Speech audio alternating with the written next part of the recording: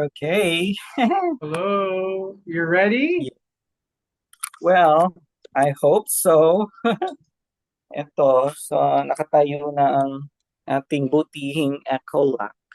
You see it? Mm, yeah, I Yeah, see it. I will lock it. Mm-hmm. Sige daw. It's so hard. It's so big, filled with stuff that I don't really need in this trip. Oh my gosh. Hindi naman natin mapapredict yun. Hindi naman natin alam. Like with weather and all that. Ano talaga, I think that's just part of going on trips. There are some unpredictable moments, and decisions that you have to make na hindi mo naman malalaman talaga.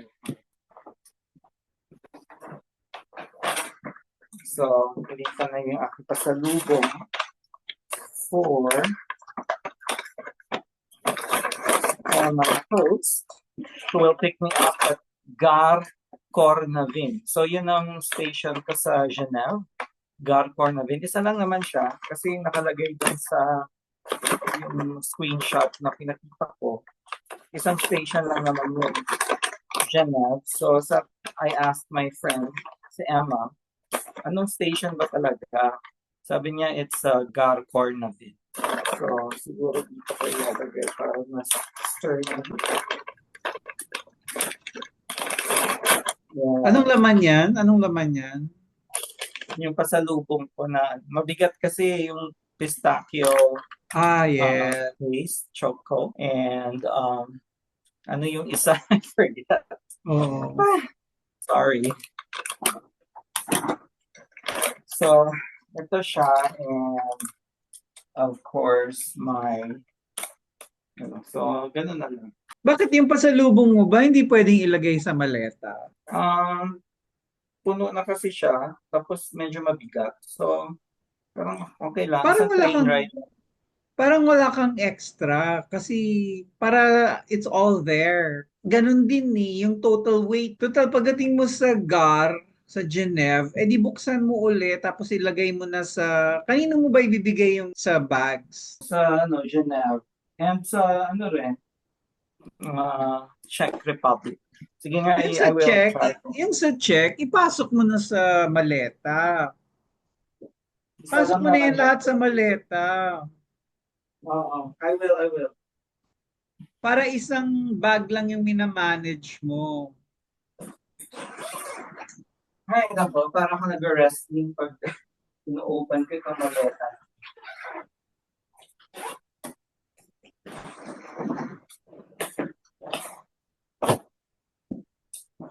You are correct.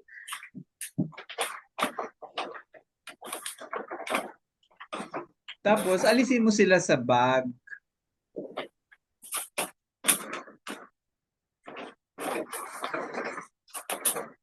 Okay, so wala na. I'll go away with this. Ito. Oo. Ipatong mo lang dyan bago mo isarap. Para kung nakikipagbardagulan dito sa Baguio, yan ang Techua. Madilim na dito, 6 o'clock na. Wow. Samantalang ikaw, 11:02 a.m. Anong oras ka ipipick up ng limousine service? The Uber? Well, they will book it pagbaba ko. Pero sabi ko 11:15. Okay. Mabilis namang mag-respond. Oo. So, saan mo babayaran? How do you pay that? Cash?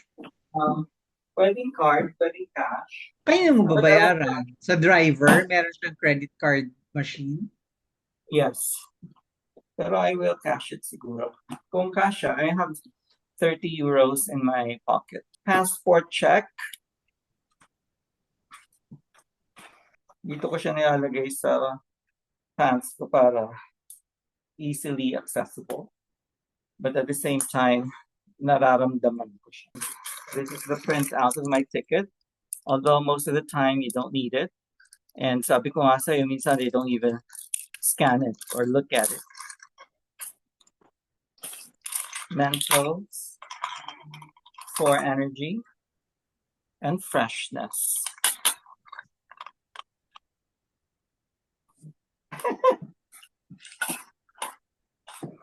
Baby T, of course.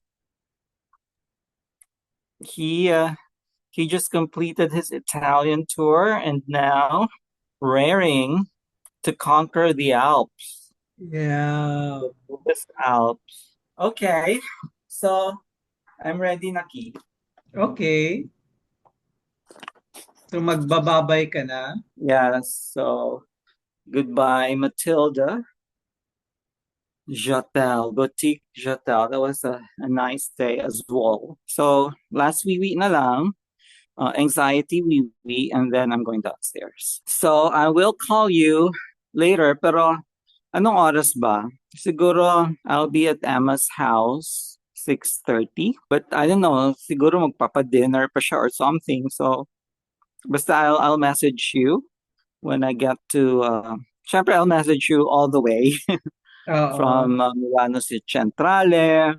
When I get on I hope okay yung Wi-Fi sa train. But if not, well, we have Airalo. And so if you're still awake, pagdating ko sa bahay ni Emma, then we can have our first Swiss zoo. And this is day 12. So we're done with Italy. That's the longest part. I'm going to meet Lila. Oo. Sabi niya on her way to Milano Centrale. So Okay. I will meet her there. Mga 12-ish kami. Magmi-meet. Okay.